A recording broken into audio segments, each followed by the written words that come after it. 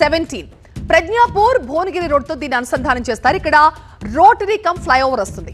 ఇక ఇంటర్చేంజ్ ప్రాంతం VR Yadadri Keesara road తో దీన్ని అనుసంధానం చేస్తారు.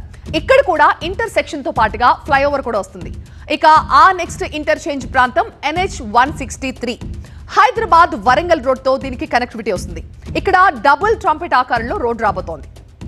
ఆ తర్వాత ఇంటర్చేంజ్ ప్రాంతం MDR భువనగిరి నల్గొండ రోడ్ తో కనెక్ట్ అవుతుంది. ఇక్కడ కూడా రోటరీ కమ్ ఫ్లైఓవర్ వస్తుంది. ఇక ఇంటర్చేంజ్ ప్రాంతం ఆ తర్వాత వచ్చేది NH 65 హైదరాబాద్ విజయవాడ రోడ్ తో దీన్ని లింక్ చేస్తారు. ఇక్కడ సింగిల్ ట్రంపెట్ ఆకారంలో రోడ్ వస్తుంది.